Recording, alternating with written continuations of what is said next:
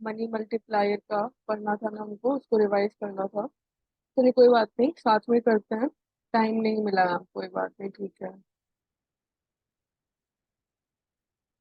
Okay ठीक है, start करते हैं, बाकी लोग ज्वाइन करेंगे फिर।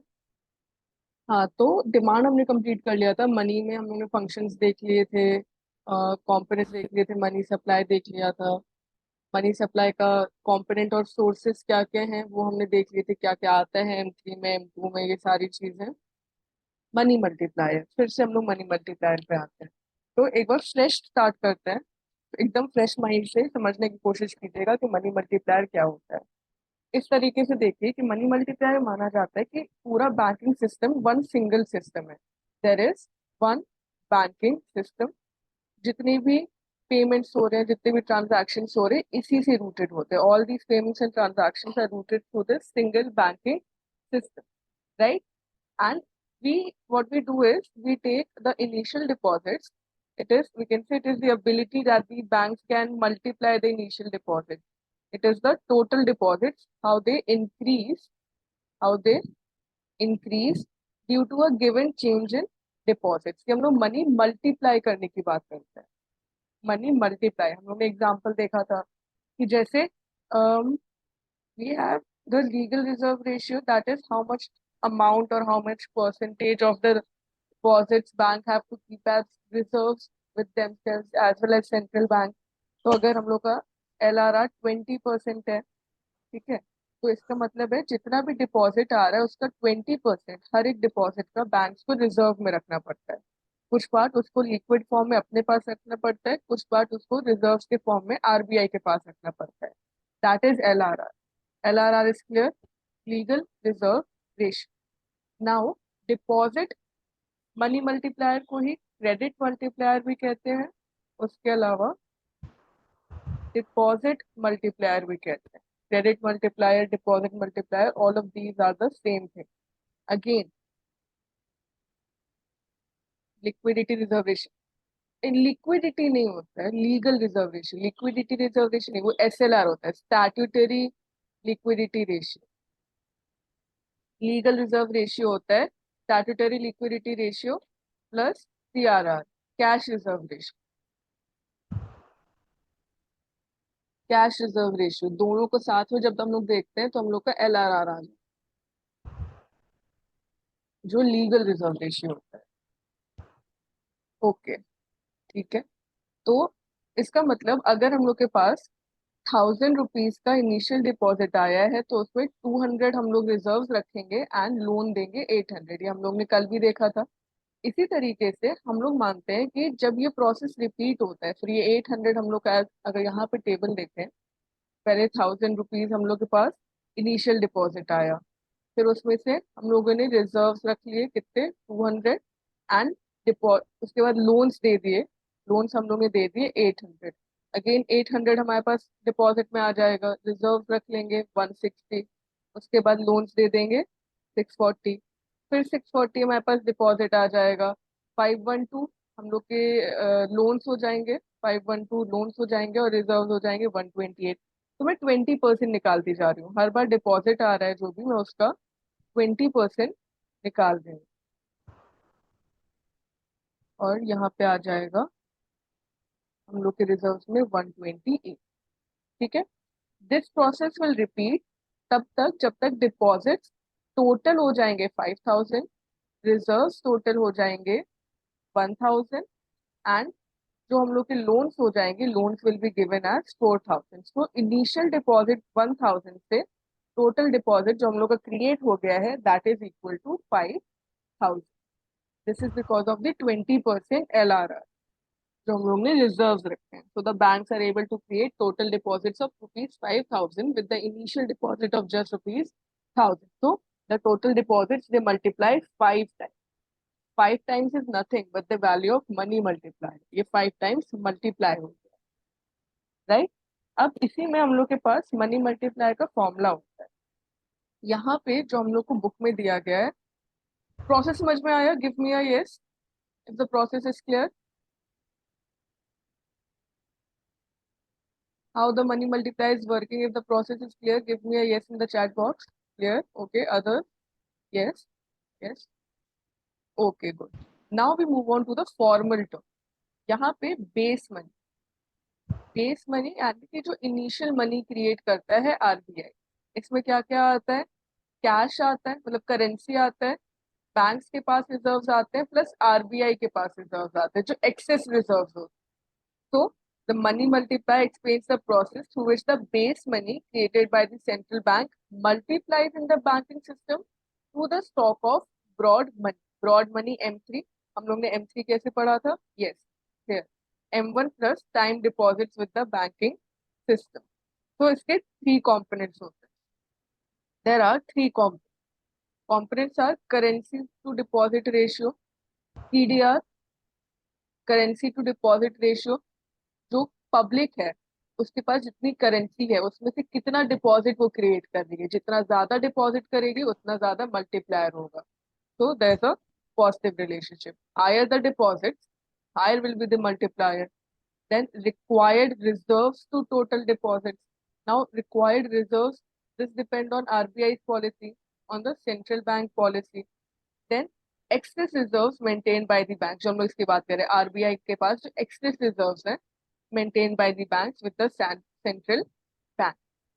ये किस पे डिपेंड करता है? Behaviour of commercial bank. ठीक है, तो अगर बहुत डिटेल में भी नहीं याद करना है, नहीं समझ में आ रहा है, तो बस ये तीन चीजें याद कर लो कि मनी मल्टीप्लायर के अंदर क्या क्या आता है। Currency to deposit ratio, part of the public, required reserves to total deposit, part of central bank policy, and excess reserves, part of the commercial banks behaviour. ये कॉन्स्टिट्यूएंट्स होते हैं, ये डिटर्मिनेंट्स होते हैं money multiplier. Ma'am ratio next chapter पढ़ेगा क्या in detail? Next chapter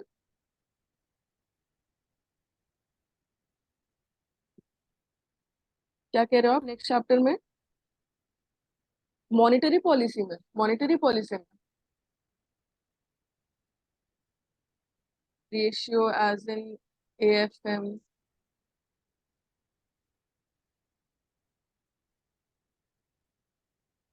I don't understand what are you saying.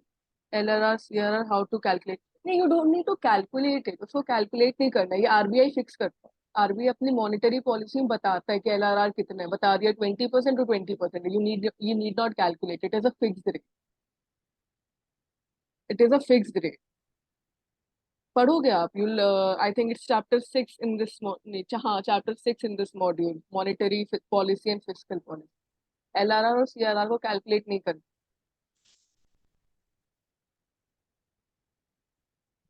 LRR और CRR को कैलकुलेट नहीं करना है, वो आरबीआई फिक्स करता है। समझ में आया?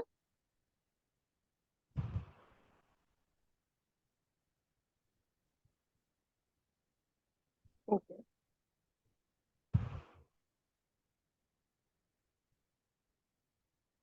ठीक है। तो अब इसका जब हम लोग फॉर्मूला यूज करते हैं तो वो हो जाता है broad money by reserve money.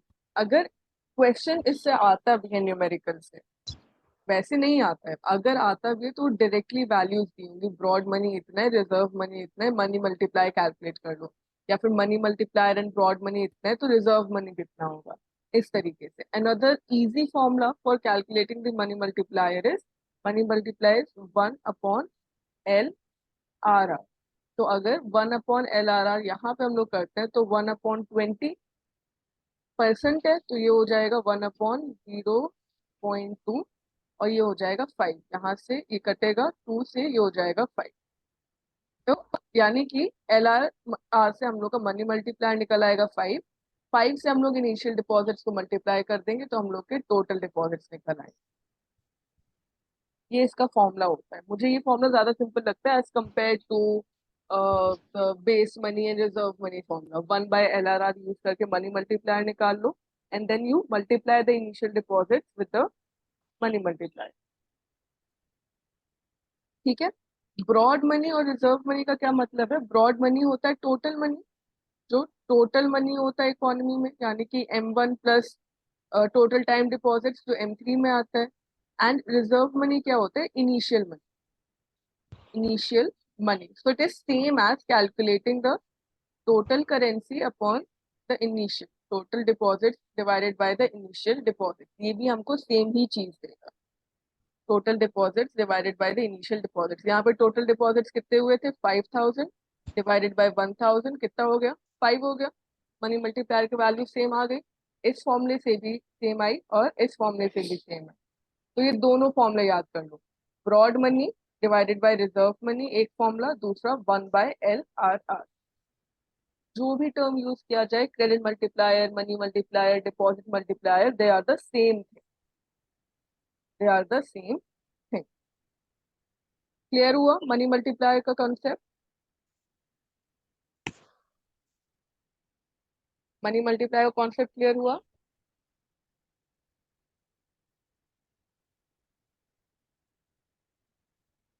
Yes. Okay, बाकी लोगों को क्लियर हुआ?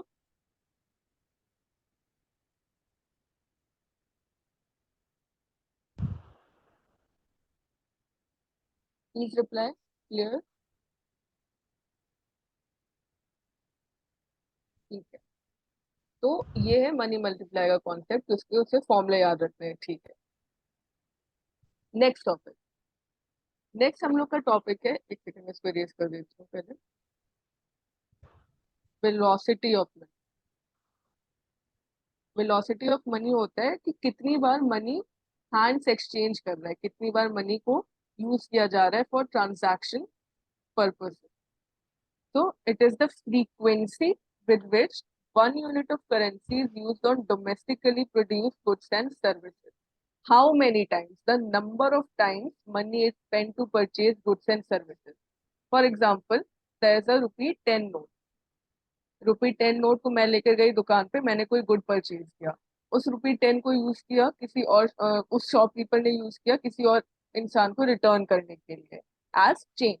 फिर वो 10 रुपी नोट उस कस्टमर ने कहीं और यूज किया, तो ये वेलोसिटी बता रहा है। It is telling me how many times one unit of currency is use. तो it is actually number of times it exchanges hand, एक टर्म यूज किया जाता है, it exchanges hands.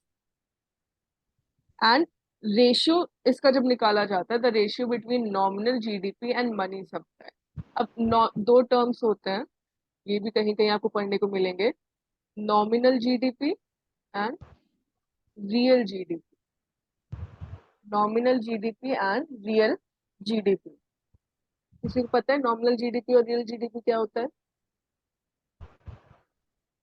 Can anybody tell me what is nominal GDP and what is real GDP?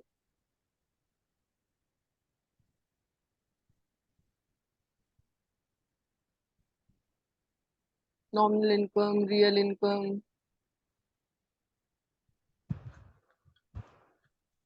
Okay, देखिए, no, कोई बात नहीं। Nominal GDP बोला जाता है, आप लोगों ने सुना होगा ना कि हम लोग बेस ईयर यूज करते हैं, बेस ईयर। जैसे कि इन्फ्लेशन कैलकुलेट कर रहे हैं तो किसी बेस ईयर पे करते हैं, तो नॉमिनल जीडीपी होता है यहाँ पे।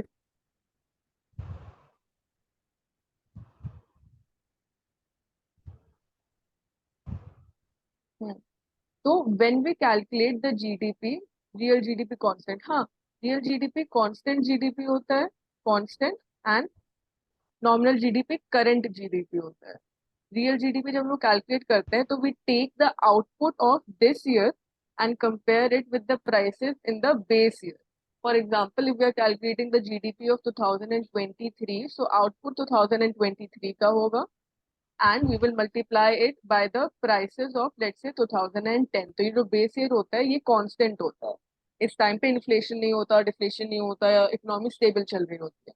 On the other hand nominal GDP में क्या होता है, we use the same year price, 2023 का आउटपुट यूज किया जाएगा इनटू प्राइसेस ऑफ 2023। तो इसमें क्या होता है, इसमें इन्फ्लेशन का इफेक्ट होता है, इसमें इन्फ्लेशनरी इफेक्ट होता है, so nominal GDP is not a good measure of GDP. तो ये क्या बता रहा है, it is the ratio between nominal GDP and money supply. It is the velocity of money, we divide the nominal GDP by the money supply. Money supply यानी कि broad money, M M nominal GDP divided by M3, ये हम लोगों का हो जाता है velocity of money. ठीक है, clear? How many times one unit of currency is exchanging hand. समझ आया? क्लियर हुआ? ये वाला फॉर्मूला याद रखना है, nominal GDP divided by broad money. Okay, तो ये हो गया वेलोसिटी ऑफ मनी। फिर इसके बाद मनी कंप्लीट हो गया, मनी में इतने टॉपिक्स थे। इसके बाद हमारे पास टॉपिक आता है इन्फ्लेशन। Inflation, okay. इन्फ्लेशन क्या होता है?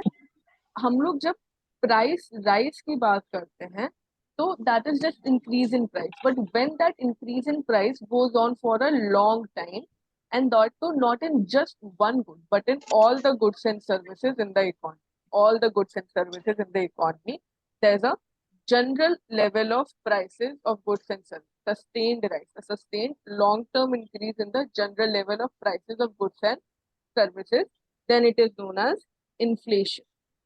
मतलब कॉन्टिन्यूअस इंक्रीज होता है प्राइसेस में।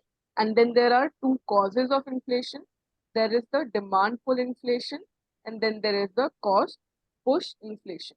डिमांड पुल, जब डिमांड के बढ़ने की वजह से इन्फ्लेशन को पुल मिलता है, इन्फ्लेशन खिंचता है because of increase in aggregate demand.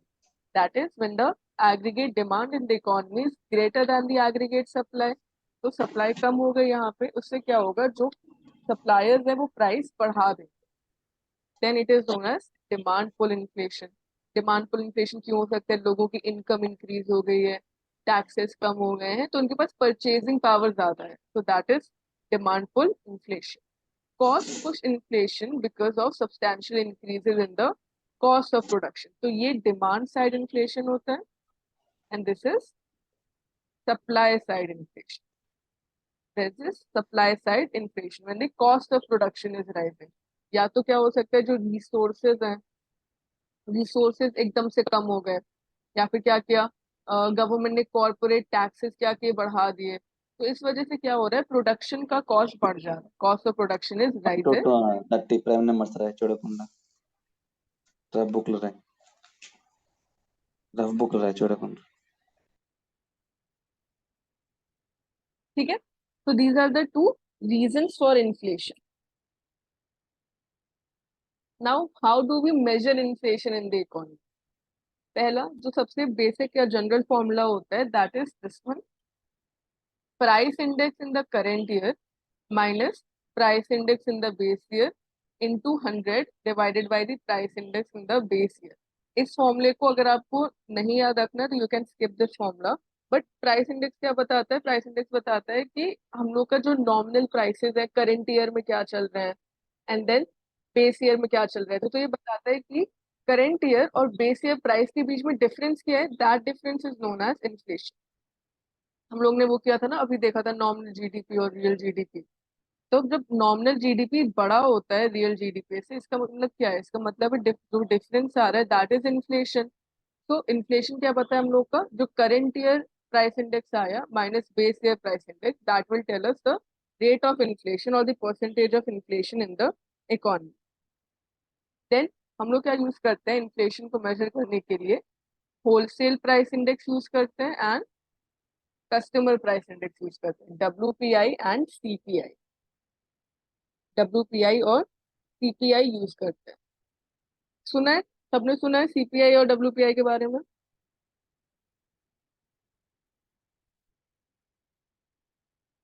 CPI के बारे में सुना है?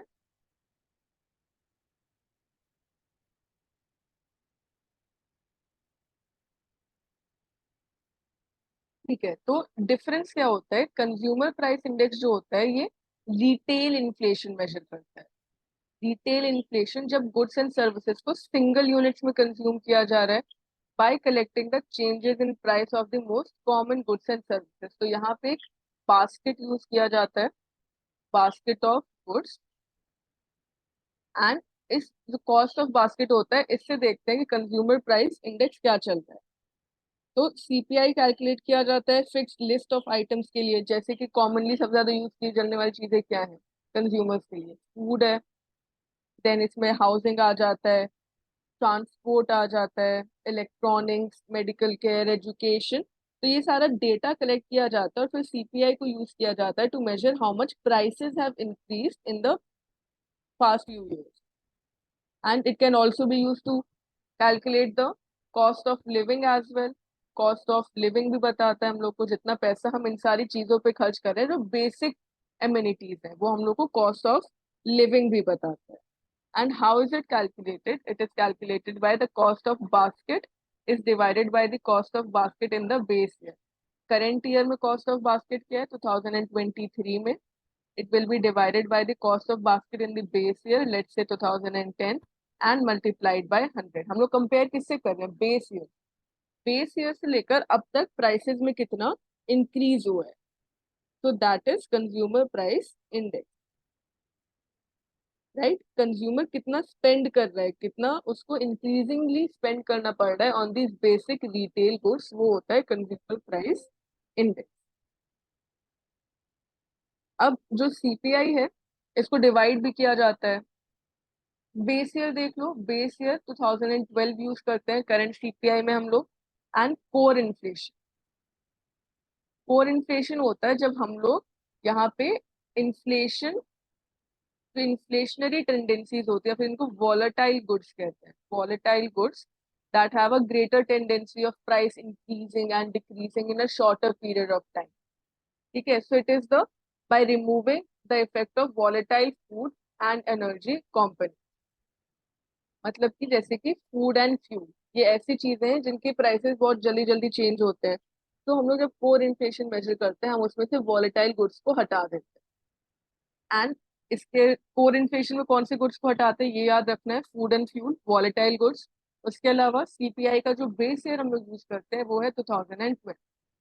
बेस ईयर फॉर सीपीआई यानी कि जिस बेस ईयर पे सीपीआई कैलकुलेट किया जाता है, that is taken to be 2012 and base year को 100 मान। इसमें से न्यूमेरिकल्स नहीं आएंगे कि सीपीआई कैलकुलेट करो, इसमें से न्यूमेरिकल नहीं आएंगे, इसमें से थ्योरेटिकल चीजें ही याद रखो। नाउ सीपीआई तीन पार्ट्स में डिवाइड किया जाता है। हम लोग सीपीआई को तीन पार्ट्स में डिवाइड करते हैं। In CPI for the industrial workers IW, CPI for the agricultural labours AL, and CPI for the rural labours that is RL. ठीक है, ये भी याद रखना है, ये तीनों चीजें याद रखनी है, प्लस उनके बेस, प्लस उनके बेस। सीपीआई इंडस्ट्रियल वर्कर्स में बेस ईयर जो यूज किया जाता है that is 1982, for CPI AL 1986-87, and CPI RL 1984-85। बहुत पुराना बेस ईयर यूज कर रहे हैं, इसको रिव्यू करने की जरूरत है। ठीक है, इसके अलावा ये सारी इंफॉर्मेशन उतनी इंपॉर्टेंट नहीं है। Price data collected from this, and RBI uses the CPI price changes for monetary policy decisions. Please repeat this point, ma'am. Okay. Core inflation is the inflation where we do not take into account the volatile inflation. जब हम लोग volatile goods such as food and fuel को हटा के inflation calculate करते हैं, that is known as the core inflation. तो ये याद रखना है, food and fuel, that is volatile goods. Current CPI base year जो हम लोग use करते हैं that is 2012, and CPI is divided into three parts. Consumer price index को हम लोग तीन parts में divide करते हैं। One is for the industrial workers IW, another is for the agricultural laborers AL, and third is CPI-RL for the rural labor. तो हम लोग कॉस्ट ऑफ लिविंग देख रहे हैं कि जो इंडस्ट्रियल वर्कर्स है उनको कितना कॉस्ट ऑफ लिविंग स्पेंड करना पड़ता है ऑन अ डेली बेसिस और on a monthly basis, agricultural labour से कैसे डिफर करता है।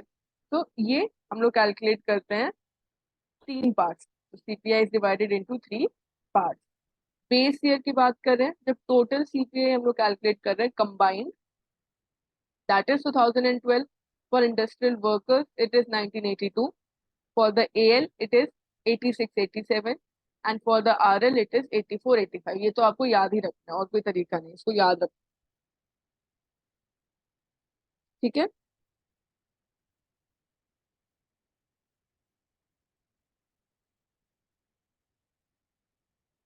फिर ओके, देन सेकेंड हम लोग का जो यूज किया जाता है that is known as wholesale price index WPI। Wholesale price index, जब हम लोग होलसेल मार्केट की बात कर रहे हैं, रिटेल की मार्केट नहीं कर रहे हैं, जो बल्क हो, होलसेल मार्केट क्या होता है, बल्क में होता है। It is the goods and services when they are traded in bulk. Wholesale businesses, जब हम लोग करते थे ना होलसेल मार्केट से सामान लेकर आए, तो होलसेल मार्केट में we get all the stuff at cheaper rates. So it reflects the change in the level of prices of basket of goods at a wholesale level। अब हम लोग कंज्यूमर की बात नहीं कर रहे हैं, हम लोग बिजनेसेस की बात कर रहे हैं। So when the goods are traded between corporations at the wholesale stage rather than bought by consumers, तो यहाँ पे consumers नहीं कंज्यूम कर रहे हैं, businesses exchange कर रहे हैं। सिंपली ये रिटेल शॉप्स में आने के पहले जो भी ट्रेडिंग होती है उसके इन्फ्लेशन को मेजर करता है। Now there's a new series of WPI that has been introduced. This new series of WPI,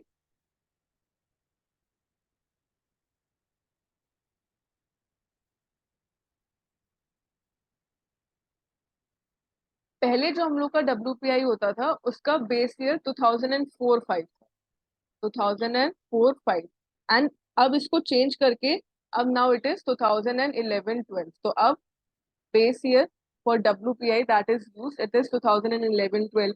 base WPI prices को कौन यूज करता है, कौन रिलीज करता है, it is the office of economic adviser, department for promotion of industry and internal trade. ये याद रखो, WPI रिलीज किया जाता है by the economic adviser of department for promotion of industry and internal trade. ये index numbers देता है, ये बताता है कि होलसेल प्राइसेस क्या चल रहे हैं।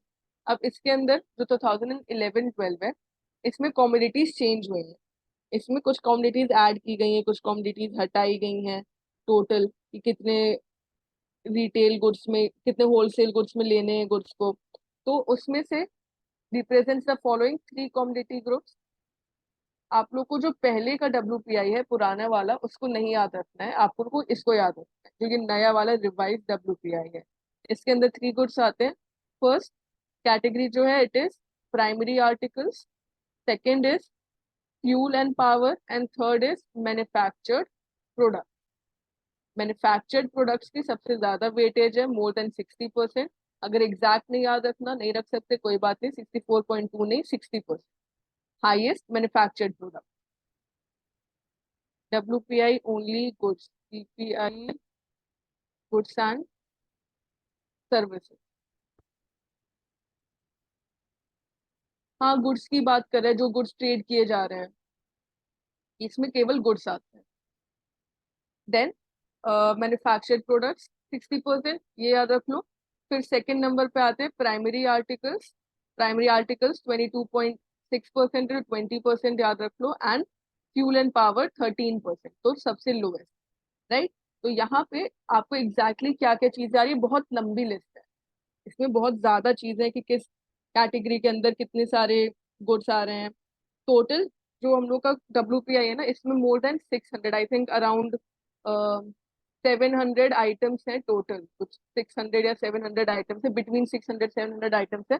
उन सबको याद रखना तो पॉसिबल ही नहीं है, तो बस ये थ्री कॉमोडिटी ग्रुप्स याद रख लो, primary articles, fuel and power and manufactured products. Another index जो WPI अलग से मेजर करता है, that is the food index, and it has the weight of 24.4%। तो इन थ्री कैटेगरीज के अलावा फूड इंडेक्स भी अलग से WPI में मेजर किया जाता है, and it has a wait of 24.4%। तो ये सारे याद रख लेना कि हाईएस्ट कैटेगरी किसकी है, सेकेंड हाईएस्ट किसकी है, सबसे लोएस्ट किसकी है अंडर द WPI। WPI का बेस ईयर जो कि चेंज हो गया है, इकोनॉमिक एडवाइजर ये रिलीज करता है WPI के इंडेक्स। क्लियर है यहाँ तक,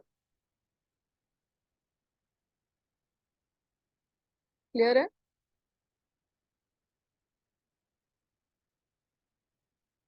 CPI कौन रिलीज करता है, ये कोई बताएगा मुझे, कंज्यूमर प्राइस इंडेक्स। CPI कौन रिलीज करता है,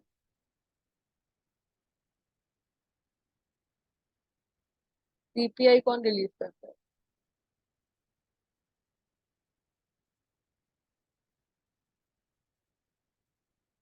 जो CPI होता है it is release by the national statistical office, ministry of statistics, हाँ ठीक है, नेशनल स्टैटिस्टिकल ऑफिस, NSO।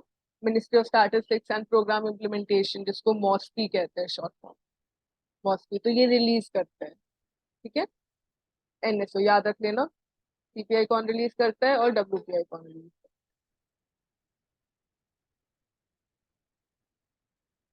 है।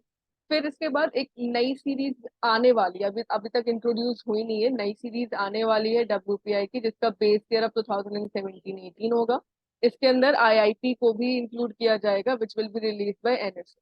ये सीरीज अभी आई नहीं है। एंड इंडस्ट्रियल एक्टिविटीज को मेजर करेगा, base year will be 2011-12। IIP अभी भी होता है, आईआईपी अभी भी रिलीज किया जाता है, बट ये चेंज किया जाएगा। इसमें कुछ चेंजेस हैं जिनको इम्प्लीमेंट करने की अभी जरूरत है।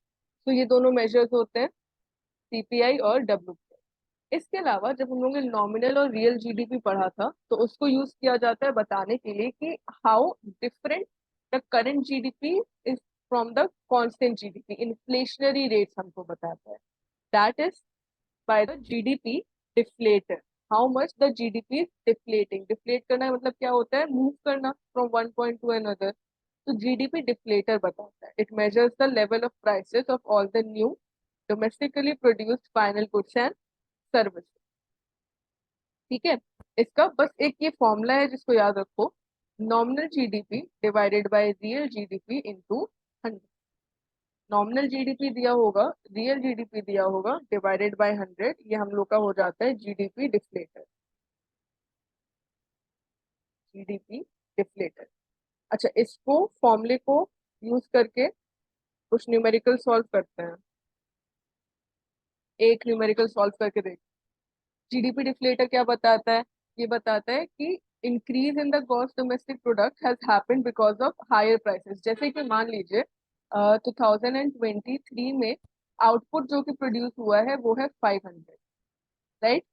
एंड 2023 में प्राइसेस जो कि हैं, प्राइसेस इन्फ्लेशन की वजह से इंक्रीज हो गया, पर यूनिट ऑफ कॉमोडिटी हो गया है 50। तो फिर जब हम लोग जीडीपी कैलकुलेट करेंगे तो ये क्या हो जाएगा, 500 इंटू 50। तो हम लोग की जीडीपी ऐसे आ जाएंगी।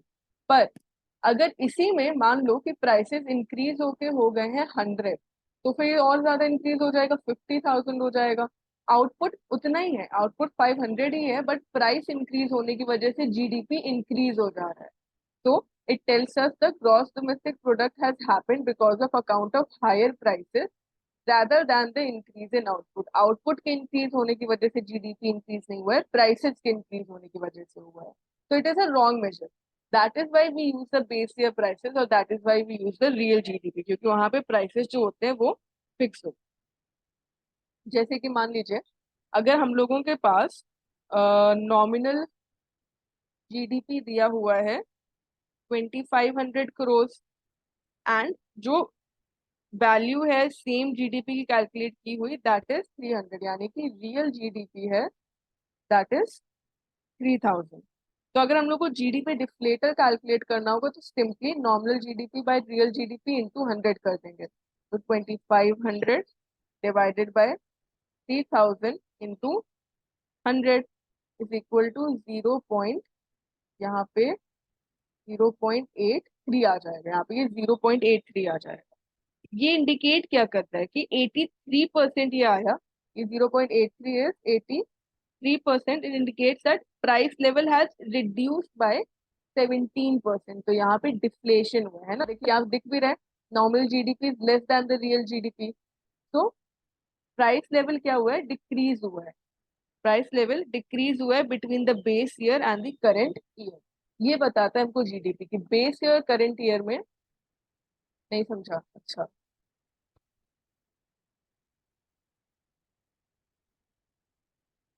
फिर से एग्जांपल लेते हैं, दूसरा एग्जांपल ले लेते हैं।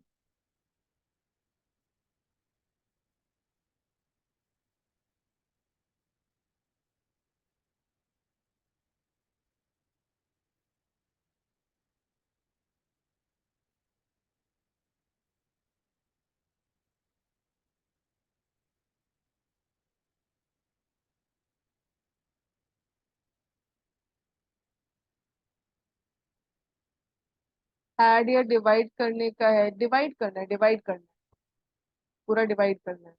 देखिए जैसे कि मान के चलो कि प्राइस इस तरीके से लेते हैं। मान लो कि हम लोग के पास जो प्राइस इंडेक्स है उससे कैलकुलेट करके दिखा सकते हैं, उसके अलावा हम लोग रियल जीडीपी को भी यूज कर सकते हैं यहाँ पे डायरेक्टली। जैसे कि अगर हम लोग के पास नॉमिनल जीडीपी दिया हुआ है 15,000, और उसके अलावा जो रियल जीडीपी दिया हुआ है, रियल जीडीपी ये दिया हुआ है लेट्स से 12,000। अब यहाँ पे देखो नॉमिनल जीडीपी बढ़ा है रियल जीडीपी से, तो इसका मतलब हमको पहले ही समझ में आ रहा है कि इन्फ्लेशन हुआ है, प्राइस राइज हुआ है, तो nominal GDP is greater than real GDP. अब इस फॉर्मूले को यूज करेंगे, डिवाइड करना है। 15,000 डिवाइडेड बाय 12,000 करेंगे, ठीक है, इनटू कर देंगे 100। इसको कैलकुलेट करो, 15,000 बाय 12,000 इंटू 100 कितना आएगा? ये आएगा 125। This will be 125। तो हम लोग को बता रहा है कि 125 आया है, यानी कि 25% इन्फ्लेशन हुआ है। 125, यस। तो हम लोग का जो जीडीपी प्राइस डिफ्लेटर आया ये बता रहा है कि रियल जीडीपी और नॉमिनल जीडीपी में 125 का डिफ्लेशन हुआ है, यानी कि 25%। 100 से ऊपर अगर कुछ आ रहा है दैट इज इन्फ्लेशन, 100 से नीचे कुछ आ रहा है तो दैट इज डिफ्लेशन। तो ये होता है जीडीपी प्राइस डिफ्लेशन। अभी अभी कुछ क्लियर हुआ? डिवाइड किया हमने nominal GDP by real GDP into 100 multiplied by 100।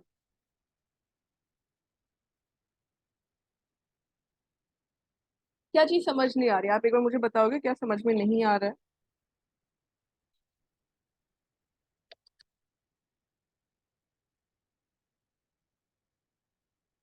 एक बार बताइएगा क्या समझ में नहीं आ रहा है।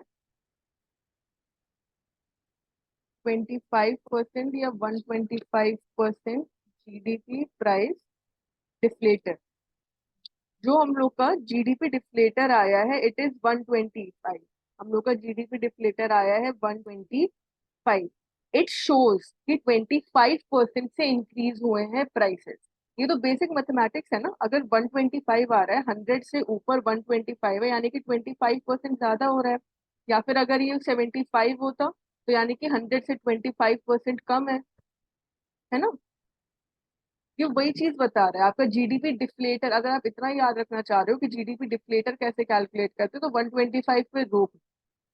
125 आया बस वहीं पे खत्म कर दो, कितना भी वैल्यू आएगा वो आपका जीडीपी डिफ्लेटर हो जाएगा। वो बताता है कि हम लोग का रियल जीडीपी और नॉमिनल जीडीपी के बीच में कितना प्राइस चेंज हुआ है, कितना प्राइस चेंज हुआ है between the real GDP and the nominal GDP. यानी कि करंट ईयर कैलकुलेशन जब कर रहे हैं या फिर कॉन्स्टेंट ईयर कैलकुलेशन कर रहे हैं तो उसके वजह। अभी समझ में आ गया सब लोग को?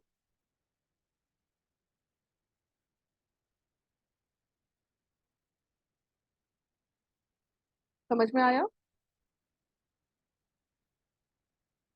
अगर नहीं समझ में आया है तो थोड़ा सा टाइम निकाल के रिवाइज करो। अगर नहीं समझ में आता फिर भी लगता है कि नहीं कुछ क्लियर नहीं हुआ है तो हम लोग फिर से डिस्कस कर लें। क्वेश्चन सॉल्व करके देखो क्वेश्चन सॉल्व हो रहे हैं कि नहीं हो रहे हैं।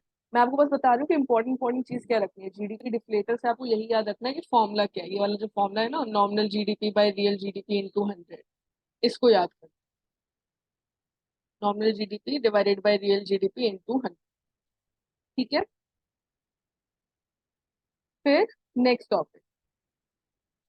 नेक्स्ट टॉपिक है हम लोगों का theory of interest. Next topic है, नेक्स्ट चैप्टर है हम लोगों का theory of interest. Theory of interest, इसके अंदर हम लोग को बेसिकली कुछ थ्योरीज हैं, तीन थ्योरीज है जो कि पढ़नी है इंटरेस्ट की। एक क्लासिकल थ्योरी है, एक थ्योरी कीन्स ने दी है, कीन्स एक इकोनॉमिस्ट है, जेम कीन्स। केनेजियन इकोनॉमिक्स इसको बोला जाता है, केनेजियन इकोनॉमिक्स। एंड तीसरी थ्योरी हम लोग को दी गई है हैंसन, हिक्स एंड हैंसन की थ्योरी है आईएसएलएम मॉडल। ये तीन थ्योरीज है जिसको यूज किया जाता है इंटरेस्ट थ्योरी को बताने के लिए कि इंटरेस्ट रेट कैसे डिटरमाइन होता है, इंटरेस्ट रेट कैसे कैलकुलेट किया जाता है। अब जो आप लोग ने पहले से पढ़ा होगा क्या क्या फॉर्मुलेज होते हैं दैट इज डिफरेंट, ये पूरा इकोनॉमिक थ्योरी है। सबसे पहले इंटरेस्ट होता क्या है? इंटरेस्ट सबको पता है, लोन लेते हैं, लोन पे इंटरेस्ट अप्लाई होता है। Then there are three elements of interest. First is the payment for the risk involved in making the loan. What is when the bank is giving out loan, it is taking a risk, so it is the payment for the risk. Second, payment for the trouble involved, because bank को काफी ज्यादा documentation करना पड़ता है, mortgage की value करनी पड़ती है, तो उन सारी चीजों को कवर करने के लिए. And third, pure interest is the payment for the use of money. तो ये तीन एलिमेंट्स होते हैं, बस ऐसे याद रखना है कि जैसे हम लोग की जो चार इनकम होती है ना, हम लोगों ने देखा था उसमें जो फैक्टर्स ऑफ प्रोडक्शन थे. फैक्टर्स ऑफ प्रोडक्शन में आया था land, labour, capital and entrepreneur. उसी में जो अर्न किया जाता है इंटरेस्ट, वो भी आता है, तो उसकी वेजेस आती है, रेंट, वेजेस, प्रॉफिट, इंटरेस्ट. उतना नहीं करना, बस ये याद रखो कि इंटरेस्ट क्या होता है, ये आपको ऑलरेडी पता है. सीधा सीधा मूव ऑन करते हैं अपनी थ्योरीज पे. सबसे पहली जो थ्योरी है, ये क्लासिकल थ्योरी है. क्लासिकल थ्योरी को सबसे पहले जो इकोनॉमिस्ट आए थे, जिन्होंने थ्योरेटाइज करना शुरू किया था चीजों को, उन्होंने डिमांड एंड सप्लाई की थ्योरी दी थी, उन्होंने प्रॉफिट्स की थ्योरी दी थी. सो दो these are known as the classical economist. Adam Smith हो गए थे, ये भी क्लासिकल इकोनॉमिस्ट थे. देन कार्ल मार्क्स आ गए थे. ये सब लोग बहुत पहले के इकोनॉमिस्ट हैं, बहुत पहले के. आपने सुने होंगे नाम कार्ल मार्क्स का, तो सबने मार्क्सियन इकोनॉमी सबने सुना होगा. So here, under the classical theory, rate of interest is determined by the equilibrium of demand and supply of saving. Demand में हमने पढ़ा था, डिमांड चैप्टर में इस तरीके से हम लोग का डिमांड कर्व बनता है और सप्लाई कर्व बनता है. वो भी यही बोलते हैं, वो बोलते हैं कि अब हम लोग सेविंग्स की बात कर रहे हैं. Demand of saving and supply of savings के इंटरसेक्शन पे जो पॉइंट आएगा, वो हम लोग का रेट ऑफ इंटरेस्ट हो जाएगा. ये बोलते हैं क्लासिकल इकोनॉमी. अब सेविंग्स क्यों? क्योंकि हम लोग बैंक्स की बात कर रहे हैं, बैंक्स में ही सेव किया जाता है, बैंक से ही लोन लिया जाता है, इसीलिए सेविंग्स की बात कर रहे हैं. डिमांड फॉर सेविंग्स कहाँ से आती है? इन्वेस्टर्स से, जिनको इन्वेस्ट करना है बिजनेस एक्टिविटीज में, तो वहां से आती है demand for savings. So demand for investment will be high when the capital gives higher returns. अगर मुझे लगता है कि मुझे इन्वेस्टमेंट से ज्यादा प्रॉफिट मिलने वाला है, तो फिर मैं ज्यादा इन्वेस्ट करना चाहूंगी. अगर मुझको लग रहा है जो मेरा रेट ऑफ रिटर्न है, if मेरा rate of return it is higher, then I would invest more. So higher capital returns gives higher demand for saving. तो यहाँ पे इन्वेस्टमेंट डिमांड या फिर जो कैपिटल डिमांड होती है, ये प्रोडक्टिविटी से बताती है या फिर रिटर्न ऑन इन्वेस्टमेंट से बताती है. मैं इन्वेस्ट कर रही हूँ तो मुझे उससे कितना रिटर्न मिल रहा है. And thus it depends on the rate of interest as well.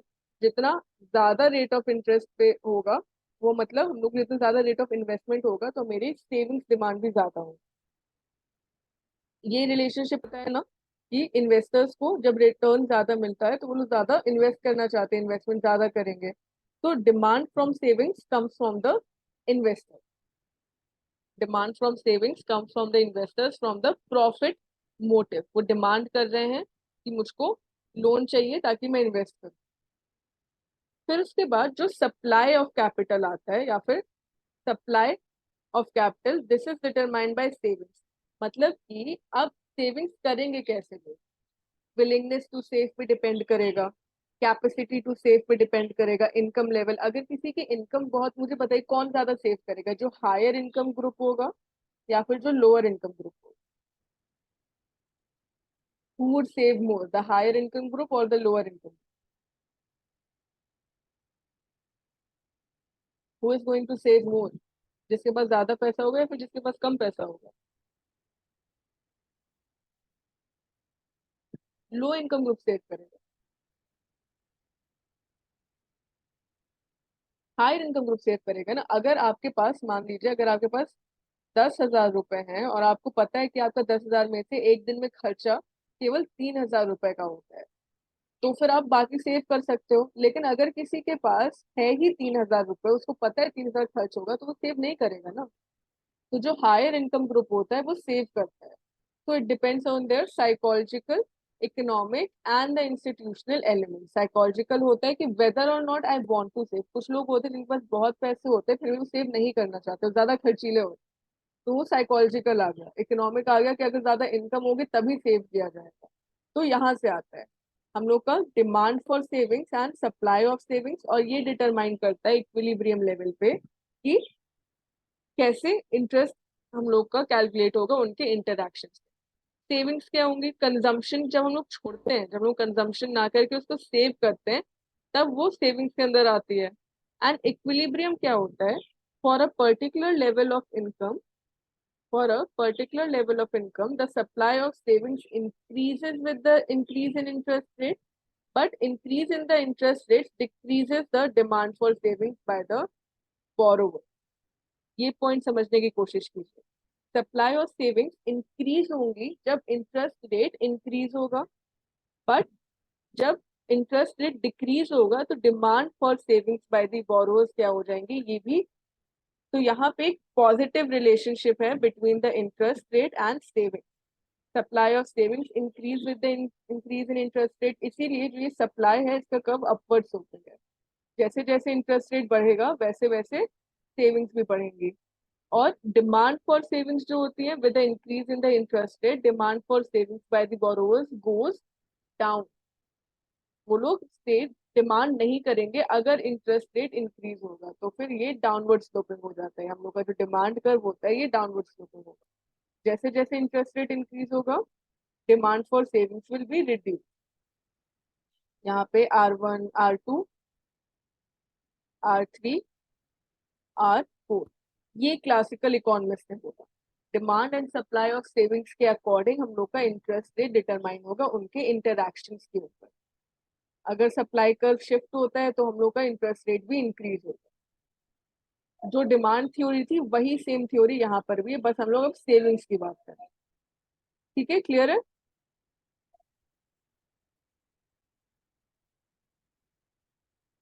Clear है?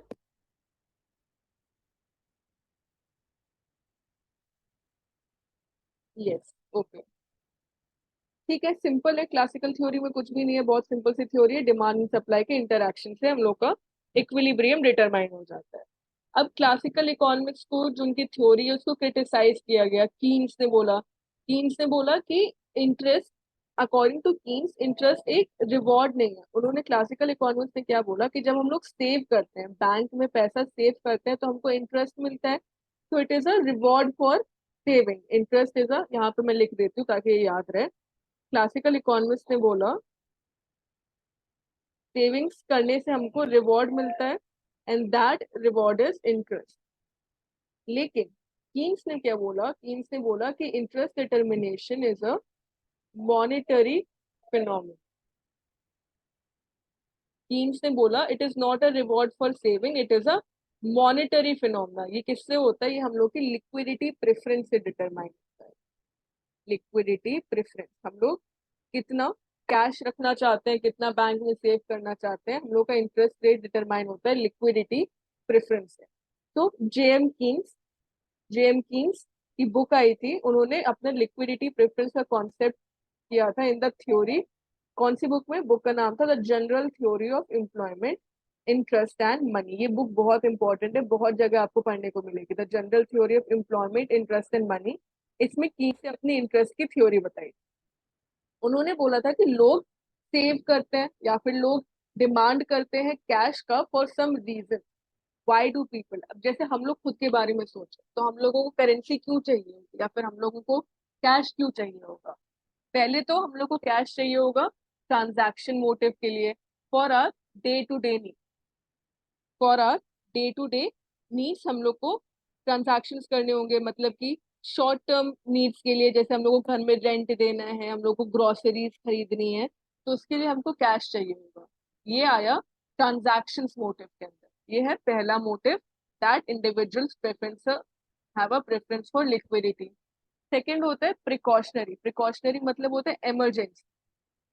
अब डे टू डे खर्च करने के अलावा हम लोग इमरजेंसी के लिए भी पैसा बचा के रखते हैं। फॉर हेल्थ इश्यूज, हो सकता है कि हाउस रिपेयर्स और car repairs, health conditions, so for that we need some extra money. It is the unexpected problem of cost. तो उसके लिए हम लोग प्रिकॉशन रखते हैं ना, बोलते हैं प्रिकॉशन रखते हैं, तो प्रिकॉशनरी मोटिव होता है, उसके लिए भी हमको कैश चाहिए। And third is the speculative motive. Speculative motive होता है बिजनेस क्लास के, वो स्पेक्युलेट करते हैं। स्टेक होल्डर्स जो बॉन्ड्स में इन्वेस्ट कर रहे हैं या फिर वो शेयर्स में इन्वेस्ट कर रहे हैं, तो यहाँ पे when the interest rates are low, demand for cash is high and they prefer to hold assets until interest rate rise. तो ये क्या डिटरमाइन कर रहा है स्पेकुलेटिव मोटिव में, कि जब इंटरेस्ट रेट लो होते हैं तब हम लोग ज्यादा कैश रखने की कोशिश करेंगे, क्योंकि हमको फायदा तो मिल नहीं रहा है बैंक में सेविंग्स करने से। तो हम लोग क्या करेंगे, हम लोग इंटरेस्ट रेट को गिव अप करेंगे, हम लोग कैश रखेंगे तब तक जब तक इंटरेस्ट रेट हाई नहीं हो जाता, right? So that comes under the speculative motive. So there are three motives according to Keynesian economists for which people hold money: transactionary purpose, precautionary purpose, and speculative purpose. Moreover, Keynes ने बोला था कि हम लोग assets को दो forms में रखते हैं. First, we keep assets in the form of currency, and second, we keep assets in the form of bonds. Currency, जब हम लोग एंड डिपॉजिट, हम लोग करेंसी और डिपॉजिट रखते हैं बैंक में, और यहाँ पे हमको कोई भी इंटरेस्ट नहीं मिलता है। हम मान के चलते हैं कि करेंसी और डिपॉजिट में हमको कोई भी इंटरेस्ट नहीं मिल रहा है। दूसरा, long term bonds. Long term bonds वो हैं जो हमको इनकम अर्न करके देते हैं या फिर कुछ इंटरेस्ट अर्न करके देते हैं, ठीक है? ये कीन्स की थ्योरी है। कीन्स ने बोला कि लिक्विडिटी प्रेफरेंस थ्योरी, जो भी हम लोग की लिक्विडिटी प्रेफरेंस है, वो डिटरमाइन करेगी कि हमको कितना कैश रखना है या फिर हमको कितना पैसा अपने बैंक में रखना है या बॉन्ड में रखना है। उसकी वजह से रेट ऑफ इंटरेस्ट डिटरमाइन। अब उसी के हिसाब से कीन्स ने क्या दिया, मनी डिमांड कर्व दिया और मनी सप्लाई कर्व।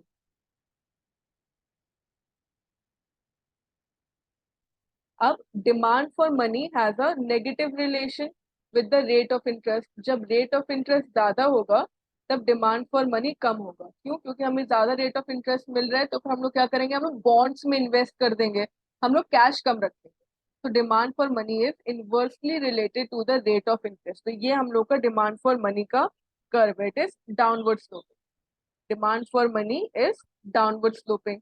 और अगर मनी इनकम इंक्रीज होती है किसी इंडिविजुअल की, उसकी इनकम जब इंक्रीज हो रही है, पहले इतना था, अब जब उसकी इनकम इंक्रीज हो रही है तो डिमांड फॉर मनी का कर्व शिफ्ट होके LP2 पे चला, नई पोजीशन पे। तो ये क्या बता रहे हैं, demand for money it has an inverse relationship with the rate of interest. ये शो करता है कि quantity demanded increases with the fall in the rate of interest और with the increase in the level of national income. तो national income के साथ positive relationship है, rate of interest के साथ नेगेटिव रिलेशनशिप है। It is negatively related to the or inversely related to the rate of interest and it is a downward sloping curve.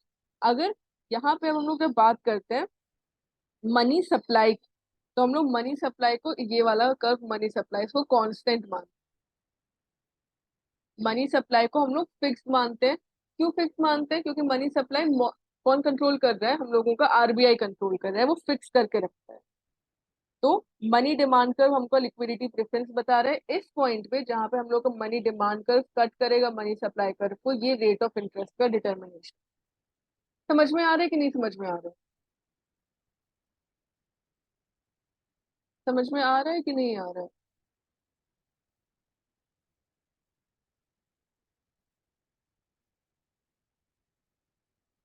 देखिए, ये सारे वो टॉपिक्स हैं जो थोड़े से नए लग रहे होंगे कि ये थ्योरीज क्या है या फिर इनका यूज क्या है। तो मैंने फिर से, मैंने ना जब सेशन का स्टार्ट हुआ था, फर्स्ट क्लास हुआ, तो मैंने तभी कहा था अगर कोई टॉपिक या चैप्टर टफ लग रहा है इतने कम टाइम में कवर नहीं हो सकता है, तो यू कैन स्किप दैट, बाकी चीजों को ज्यादा अच्छे से पढ़ लो। तो अगर लगता है कि ये चीज नहीं भी समझ में आ रही है तो 1 or 2 chapters can be skip. Alright, quantity here means demand of money. हाँ, डिमांड ऑफ मनी, यहाँ पे हम लोग मनी की बात कर रहे हैं। Quantity of money that is demand, it has a negative relationship with the rate of interest.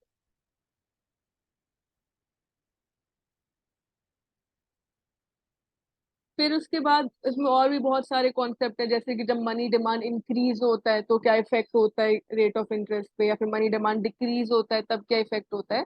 But that is not of our concern, we just need to understand. जो इंपॉर्टेंट पॉइंट याद रखने को है ना, वो बस इतना सा है, ये वाले कि कीन्स की थ्योरी में डिटरमाइन किससे होता है, monetary phenomena. Rate of interest depends on the liquidity preference, and liquidity preference के अंदर 3 कंपोनेंट्स आते हैं, transactions motive, precautionary motive and speculative. ये 3 कंपोनेंट्स आते हैं कीनेशियन थ्योरी के अंडर, ठीक है? ये केनेजियन थ्योरी होगी।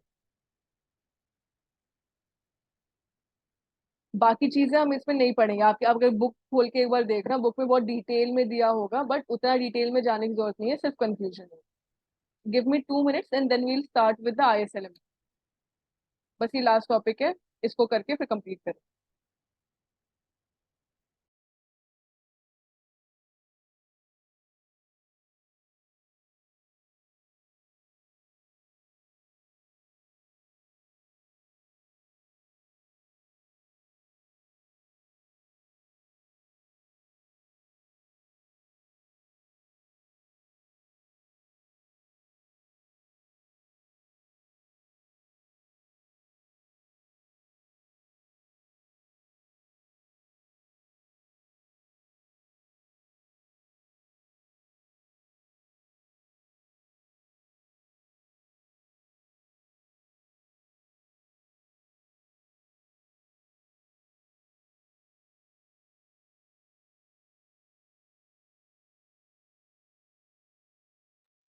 ठीक है, तो अब हम लोग थर्ड थ्योरी पढ़ने वाले हैं। ये दी थी हिग्स और हैंसन ने। अब क्लासिकल जो थ्योरी थी उसके भी कुछ क्रिटिसिज्म थे, कुछ क्रिटिसिज्म कीन्स के थ्योरी के भी आए। हिग्स और हैंसन ने क्या किया, उन्होंने कंबाइन कर दिया। They brought a synthesis between the classical and the Keynes theory of interest. उन्होंने क्या किया, क्लासिकल थ्योरी और कीन्स थ्योरी को साथ मिलाया। किसके, क्लासिकल थ्योरी से उन्होंने किया कि जो गुड्स मार्केट इक्विलिब्रियम है, क्योंकि हम लोग किसकी बात कर रहे थे, गुड्स मार्केट की। क्लासिकल से उन्होंने गुड्स मार्केट इक्विलिब्रियम को डिराइव किया, या फिर आईएस कर्व। और कीन्स की थ्योरी को यूज करके उन्होंने मनी मार्केट को डिटरमाइन किया, मनी मार्केट, और उसको बोला LM curve. IS curve determine किया क्लासिकल से, एलएम कर्व डिटरमाइन किया कीन्स की थ्योरी से, और फिर दोनों मार्केट को कंबाइन कर दिया, गुड्स मार्केट को और मनी मार्केट को कंबाइन कर दिया। और फिर उसकी इंटरैक्शन से बता दिया कि जो इंटरैक्शन होगा, जो पॉइंट डिटरमाइन होगा, वो हो जाएगा रेट ऑफ इंटरेस्ट। ठीक है, तो क्लासिकल थ्योरी को डिटरमाइन किया, यूज किया आईएस के लिए। आईएस बताते मेरा investment is equal to saving, यही बोला था ना क्लासिकल थ्योरीज ने, जितना इन्वेस्ट करेंगे उतना सेव करेंगे। सेविंग्स डिमांड की बात की थी। तो investment is equal to saving, IS curve show करता है, all the points on the IS curve shows that investments are equal to saving. And relationship जो कि दिया था, as income rises the savings curve shifts to the right. जब हम लोग का ये सेविंग्स कर्व था, जब इनकम राइज हो रही थी, तो savings curve shifts to the right, which means that as income rises, savings also rise. Higher income group, higher savings. As income rises, savings also rise, provided that the interest remains the constant. ये relationship उन्होंने दिया था कि savings में और income में जो है एक पॉजिटिव रिलेशनशिप होता है। सेविंग्स में और इनकम में जो होता है एक पॉजिटिव रिलेशनशिप होता है। मोर ओवर इन्वेस्टमेंट कर्व बताया था, investment curve interacts with the savings curve, और ये डिटरमाइन करता है रेट ऑफ इंटरेस्ट। यहाँ पे सेविंग्स और इन्वेस्टमेंट हर एक इनकम लेवल पे सेम होते हैं, इक्वल होते हैं। At all the levels of income saving and investment are equal. फिर इसी के इंटरैक्शन से जो हम लोग का आता है, जैसे कि अगर यहाँ पे इस ग्राफ को देखो, अगर हम लोग इस ग्राफ को देख रहे हैं, तो ये मेरा इन्वेस्टमेंट कर्व है, डाउनवर्ड स्लोपिंग मेरा इन्वेस्टमेंट कर्व है। और जैसे यहाँ पे इनकम दिखा रहे हैं, यहाँ पे इनकम, यहाँ पे रेट ऑफ इंटरेस्ट है, यहाँ पे सेविंग इन्वेस्टमेंट या फिर इनकम दिखा रहे हैं, तो ये मेरा सेविंग्स कर्व होता है। जैसे जैसे इनकम बढ़ेगी, S1 S2 S3 S4, हम लोग की सेविंग्स इंक्रीज होती जाएंगी। इसके हर एक पॉइंट के इंटरैक्शन से हम डिराइव करते हैं कि हम लोग का आईएस कर्व कैसे बनेगा। एंड आईएस कर्व भी डाउनवर्ड स्लोपिंग ही होता है। जो आईएस कर्व बनाया जाता है वो भी डाउनवर्ड स्लोपिंग होता है। एक्स एक्सिस पे इनकम लेते हैं, वाई एक्सिस पे रेट ऑफ इंटरेस्ट लेते हैं, और वो ऐसा डाउनवर्ड स्लोपिंग बनता है आईएस कर्व। सारी थ्योरीज ना सिमिलर है, एक डाउनवर्ड स्लोपिंग कर्व होगा, एक अपवर्ड स्लोपिंग कर्व होगा, दोनों का इंटरैक्शन हो जाएगा, रेट ऑफ इंटरेस्ट डिटरमाइन हो जाएगा, बस उसके टर्मिनोलॉजीज अलग अलग यूज। तो उन्होंने आईएस कर्व डिटरमाइन किया from the equalisation of investment and saving at different levels of income. ये हो गया आईएस कर्व। आईएस कर्व हमको क्या शो कर रहा है कि कैसे कैसे हम लोग की इन्वेस्टमेंट और सेविंग्स इंक्रीज हो रही हैं as the level of income increase. And also steepness, अब ये स्टीप होगा या फिर ये फ्लैट होगा, ये किस पे डिपेंड करता है? It depends on the sensitiveness और द इलास्टिसिटी। जितना ज्यादा इलास्टिक या सेंसिटिव होगा investment demand to the changes in the rate of interest, higher will be steepness. जैसे यहाँ पे अगर देखो, पहले R1 Y1, ठीक है, इसके बाद जब रेट ऑफ इंटरेस्ट लेट से गिर गया तो आर R2 और Y2, R2 यानी कि इंटरेस्ट में कम चेंज आया है, इनकम में ज्यादा चेंज आया है। इसका मतलब क्या है? ये क्या है? ये ज्यादा सेंसिटिव है, ये ज्यादा सेंसिटिव है। छोटा सा चेंज हुआ रेट ऑफ इंटरेस्ट में, because of that small change a larger change is occurring in the income. With numbers please. Numbers की जरूरत नहीं है, ओके चलो फिर भी नंबर्स डाल देते हैं यहाँ पे।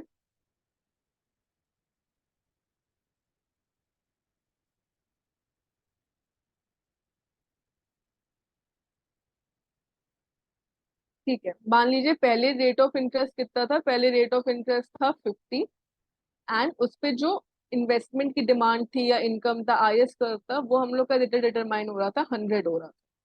फिर इंटरेस्ट रेट कम हो गया, इंटरेस्ट रेट कम हो गया, लेट्स से इंटरेस्ट रेट कम होके हो गया 40, इस तरीके से डाउनवर्ड हुआ। उसकी वजह से जो इनकम का इंक्रीज आप देख रहे हो इसमें, ये पहले ए पॉइंट था, ये बी पॉइंट है, तो यहाँ पे ये इंक्रीज ज्यादा है। हो सकता है ये 100 से इंक्रीज होकर हो गया हो 200। तो इंटरेस्ट में चेंज हुआ केवल 10% का, और ये ज्यादा चेंज हो गया 1%, ठीक है, और ये ज्यादा चेंज हो गया। So as compare to the change in rate of interest, the income और the investment demand is changing more, तो ज्यादा सेंसिटिव। सेंसिटिविटी का यही मतलब होता है, it is more sensitive, which means a small change in the rate of interest would lead to a higher change in the investment demand. तो वो कितना स्टीप होगा या कितना फ्लैट होगा, इसका मतलब है ये हायर सेंसिटिव है, ज्यादा सेंसिटिव है। कम सेंसिटिव का अगर ड्रॉ करना हो, यहाँ पे अगर हम लोग कम सेंसिटिव ड्रॉ करना चाहें तो वो स्टीप बने। फिर से देखते हैं, अगर रेट ऑफ इंटरेस्ट पहले 40 था, फिर वो कम होके हो गया, पहले 50 था, फिर वो कम होके हो गया 40। अब देखिए यहाँ पे इनकम में कम चेंज दिख रहा है, ये वाला जो पार्ट है ये कम है। ये हो सकता है केवल 100 से,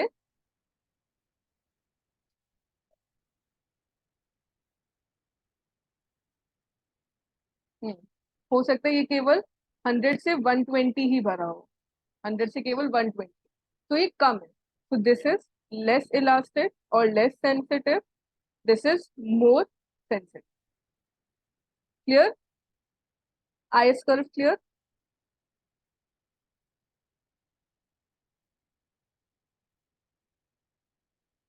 आईएस कर्व क्लियर हुआ?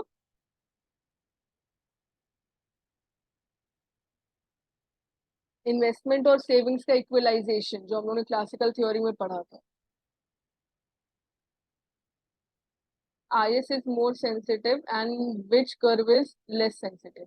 नहीं, आईएस सेंसिटिव भी हो सकता है, इनसेंसिटिव भी हो सकता है। आईएस कर्व, ये दोनों आईएस कर्व ही हैं। इस सिचुएशन में आईएस कर्व में investment demand is changing more as compare to the rate of interest when it is more sensitive, and in this situation the IS curve is steeper, it is less elastic, so the investment demand is changing less as compared to the rate of interest. Investment demand is changing less as compared to the rate of interest.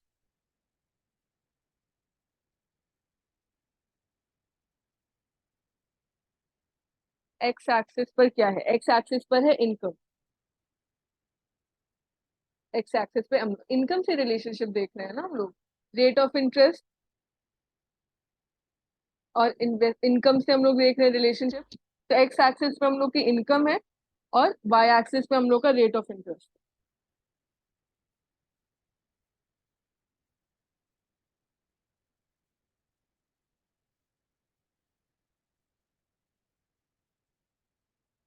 IS curve क्या show कर रहा है? IS curve हम लोग को यही show कर रहा है ना कि the levels of savings and investment are equal at the different levels of income. तो सेविंग और इन्वेस्टमेंट कौन कौन से लेवल पे इक्वल हो रहे हैं और क्या उसका रेट ऑफ इंटरेस्ट डिटर्मिनेशन हो रहा है। तो that is the IS curve. Income higher then saving would be high. Yes. Positive relationship.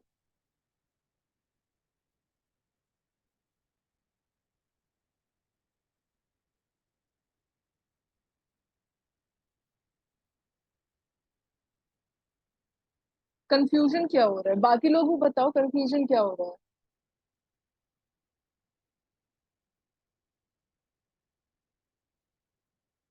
बोलो कंफ्यूजन क्या हो रहा है। अच्छा विवेक जी को क्लियर है, आप बताइए।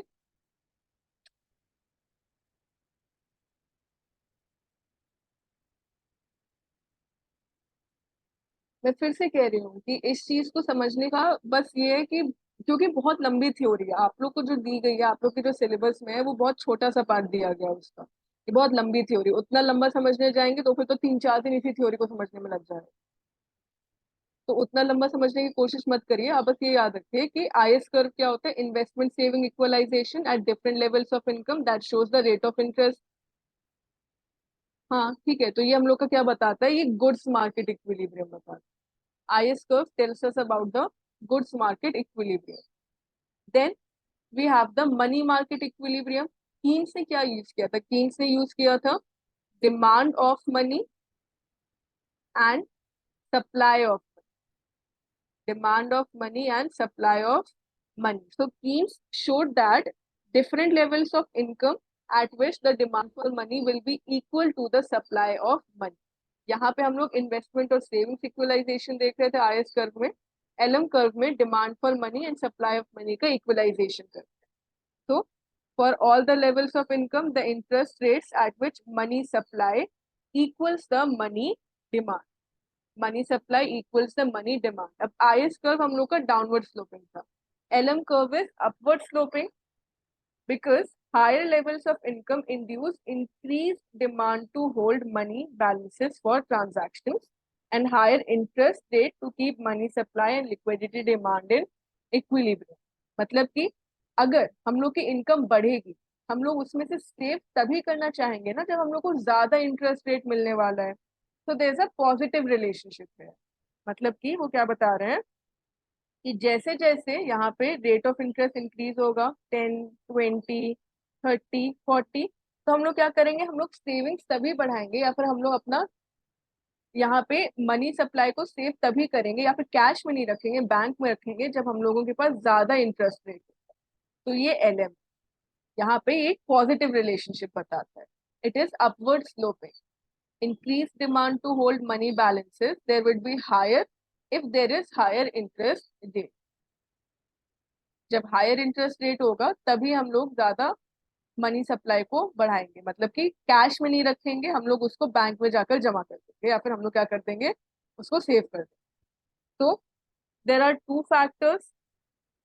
First, responsiveness of the demand for money to the change in income, मतलब कि ये लिक्विडिटी प्रेफरेंस है, ये साइकोलॉजिकल फैक्टर होता है। Higher the level of income greater is the amount of money that is kept for the liquid purpose या transactionary motive.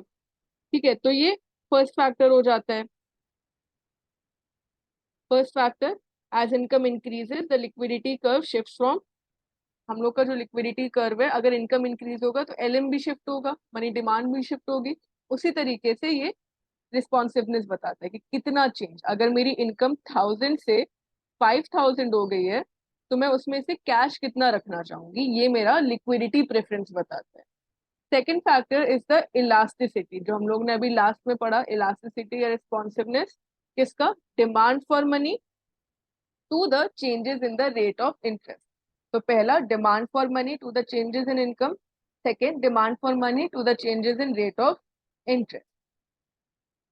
जितनी कम इलास्टिसिटी होगी उतना स्टीप होगा, जितनी ज्यादा इलास्टिसिटी होगी उतना फ्लैट होगा। इलास्टिसिटी रिस्पॉन्सिवनेस बताता है। इलास्टिसिटी, जैसे कि अगर इलास्टिसिटी का जो फॉर्मूला होता है वो होता है percentage change in quantity demanded by percentage change in rate of interest.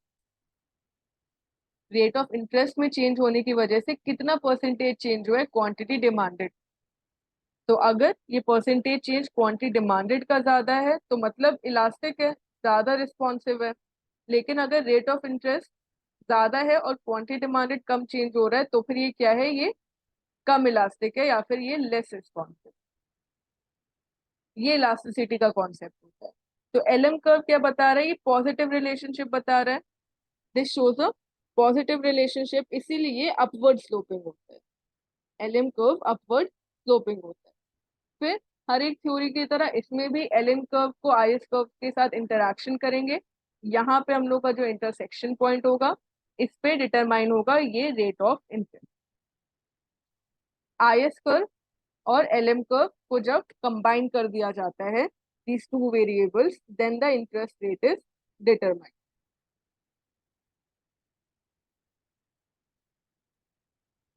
यहाँ पे क्या हो रहा है, at this point income and the interest rate इस तरीके से होते हैं कि इन्वेस्टमेंट और सेविंग्स भी इक्वल होती हैं।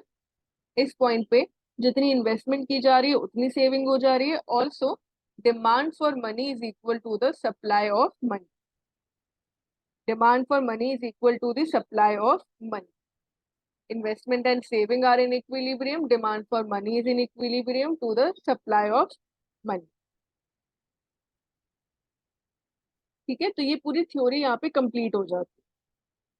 तो हम लोग ने यहाँ पे क्या क्या देखा, मॉनेटरी फंक्शंस। अब जो रियल हम लोग का जो क्लासिकल इकोनॉमिक्स था, क्लासिकल इकोनॉमिक्स ये गुड्स मार्केट इक्विलिब्रियम देखता था, तो उसमें रियल फैक्टर्स होते थे। रियल फैक्टर्स को वो कंसिडर करता था। मतलब कि रियल फैक्टर्स क्या हो गए, प्रोडक्टिविटी हो गई, सेविंग्स हो गई। और मॉनेटरी फैक्टर्स जो होते थे ये कीन्स देखते थे। कीन्स ने क्या बोला, मॉनेटरी फैक्टर्स बोला। हमने देखा था ना कि कीन्स ने कैसे क्रिटिसाइज किया था क्लासिकल को। उन्होंने बोला कि ये रियल फैक्टर पे बेसिस नहीं है, ये मॉनेटरी फैक्टर पे है। तो मॉनेटरी फैक्टर्स पे हिक्स एंड हैंसन ने क्या किया, रियल फैक्टर्स और मॉनेटरी फैक्टर्स दोनों को ले लिया। उन्होंने इन्वेस्टमेंट सेविंग्स को भी ले लिया और demand and supply of money को भी ले लिया। और इस पॉइंट पे इंटरैक्शन देके बोल दिया कि यहाँ पे रेट ऑफ इंटरेस्ट डिटरमाइन होगा। Classical theory is not given by one single person, there are various classical economist. There are various classical economists. These are the first economists to give the classical theory. तो classical economy से बहुत सारे लोग आते हैं। Adam Smith आ जाते हैं जो सबसे ज्यादा नाम लिया जाता है, मार्शल आ जाते हैं। तो अगर क्लासिकल इकोनॉमिस्ट के नाम पूछ रहे हो आप, तो वैसे तो आप लोग के सिलेबस में है नहीं, याद रखना, पर एडम स्मिथ हैं, then there is Marshall, Karl Marx आ जाते हैं, ये सब।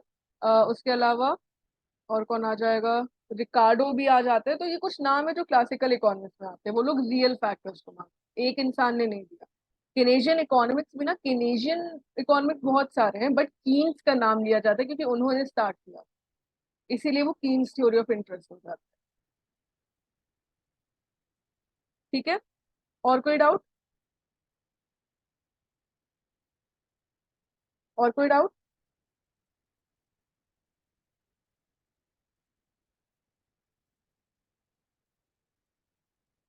No, clear. ठीक है, फिर से रिपीट कर रही हूँ। अगर टॉपिक बहुत टफ लग रहा है तो आप इसको उन दो तीन गिने चुने टॉपिक्स में रख सकते हो जो आप स्किप करना चाह रहे हो, अगर आपको लग रहा है तो। क्योंकि ये जो बी मॉड्यूल है ये है थोड़ा, ये पूरा थ्योरेटिकल इकोनॉमिक्स कॉन्सेप्ट बेस्ड है।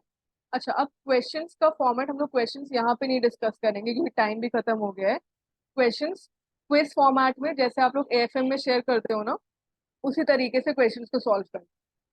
ठीक है, तो क्विज शेयर कर दी जाएगी, क्विज को सॉल्व करेंगे एंड वहां पे ये सारे इसी चैप्टर के क्वेश्चंस आएंगे, जो हम लोगों ने दो डिस्कस किए चैप्टर्स, इसी के क्वेश्चन। ओके, आज के टॉपिक से किसी को कुछ पूछना है या किसी को कुछ सजेशन देना है, कोई क्वेरी है, एनीथिंग?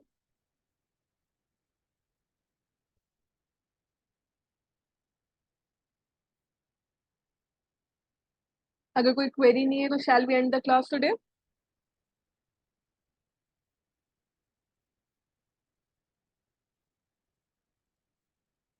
ठीक है, वो क्वेज सॉल्व कर लीजिएगा, रिवीजन भी हो जाएगा, पता भी चल जाएगा कौन से टॉपिक है जो समझ में नहीं आया। Will discuss again, will discuss those topics again अगर कोई भी doubt. Okay, then we'll end the class today and we'll meet again tomorrow. Do revise the topics. Have a great day, everyone. Thank you.